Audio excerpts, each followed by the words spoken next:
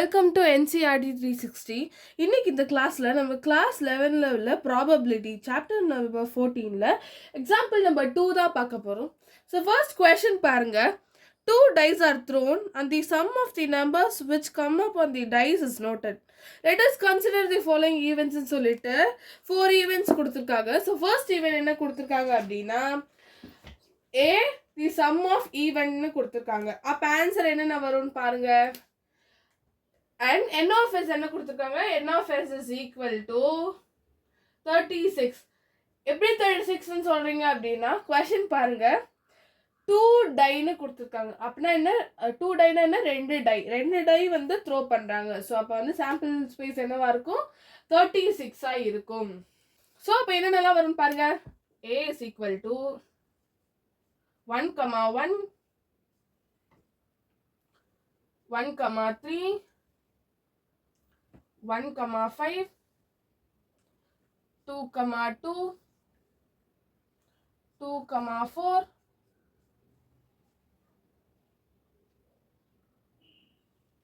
2, 6, 3, 1, 3, 3, 3, 5, 4, 2,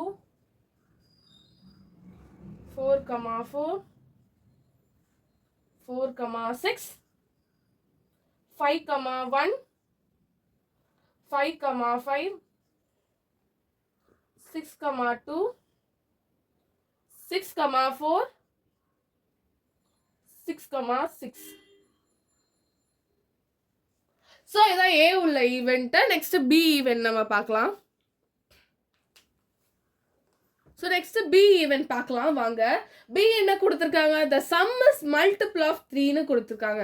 அதாவது இப்போ நான் ஒரு எக்ஸாம்பிள், நான் ஒரு செட் எடுத்துக்கிறேன். இப்போ வந்து 1, 2 எடுத்துக்கிறேன். 1ஐயும் 2வையும் ப்ளஸ் பண்ணால் உங்களுக்கு என்ன answer, 1 + 2 = 3. But 3 is the multiple of 3 தானே. அதாவது 3 டேபிளில் வரக்கூடிய நம்பர்ஸ் எல்லாமே ப்ளஸ் பண்ணால் இங்கே வரணும். புரியுதா? ஸோ இப்போ பார்க்கலாமா, என்னென்ன நம்பர்ஸ்லாம் வரும்னு பார்க்கலாம். B is equal to, that's all numbers down, 1, 2, 2, 1, 1, 5, 5, 1, 3, 3, 2, 4, 4, 2, 3, 6, 6, 3, 4, 5, 5, 4, 6, 6. So இதெல்லாம் தான் B events. Next C events பார்க்கலாம். சி பாருங்க, C the sum is less than 4ன்னு கொடுத்துருக்காங்க. அப்போ என்ன, கொஞ்சம் ஈவெண்ட்ஸ் தான் வரும், ரொம்ப ஈவெண்ட்ஸ்லாம் வராது. ஸோ என்னென்ன வரும், C is equal to less than 4னா 1, 1, 2, 2, 1, 2. இவ்வளோதான் ஈவெண்ட்ஸ் சில. நெக்ஸ்ட் டி பார்க்கலாம்.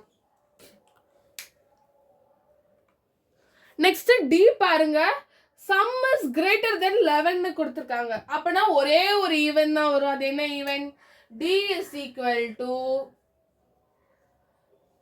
6, 6 பிளஸ் பண்ணா எவ்வளோ, 12. ஸோ இது மட்டும்தான் சம் இஸ் கிரேட்டர் தென் 11ல வரும்.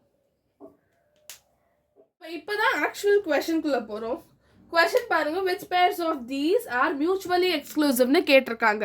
மியூச்சுவலி எக்ஸ்க்ளூசிவ்னா முதல்ல என்ன, அதாவது ஒரு பேர் ஈவெண்ட்ஸ், 2 ஈவெண்ட்ஸ்க்கு நம்ம இன்டர்செக்ஷன் போடும்போது எம்டி செட் கிடைச்சது அப்படின்னா அதை தான் நம்ம என்ன சொல்லுவோம், மியூச்சுவலி எக்ஸ்க்ளூசிவ்னு நம்ம சொல்லுவோம்.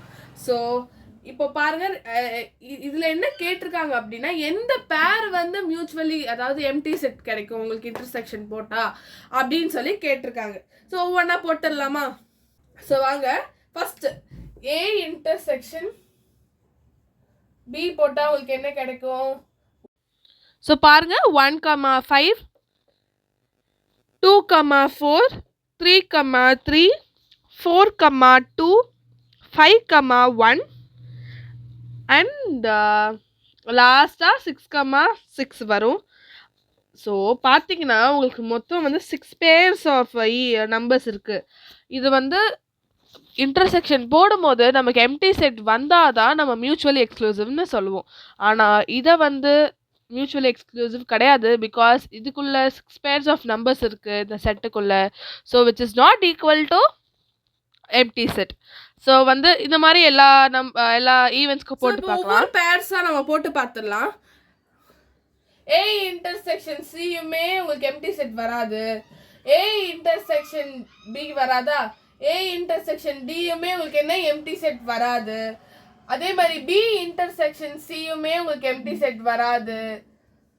ஸோ இந்த மாதிரி பேர்ஸ்க்குலாம் வராது. ஸோ அப்போ எந்த பேருக்கு தான் வரும் அப்படின்னு கேட்டிங்க அப்படின்னா C இன்டர்செக்ஷன் D போடும்போது உங்களுக்கு எம்டி செட் தான் வரும். பிகாஸ் D வந்து 6,6 அண்ட் வந்து C வந்து ஒரு 3 பேர்ஸ் ஒரு நம்பர்ஸ் வந்து கண்டெய்னர் இருக்குன்றதுனால. ஆனால் 6,6 வந்து Cல இல்லை. ஸோ அதனால நம்ம வந்து என்ன சொல்லலாம், இதை வந்து எம்டி செட்டுன்னு நம்ம சொல்லலாம். So C and D are mutually எக்ஸ்க்ளூசிவ்னு நம்ம சொல்லலாம்.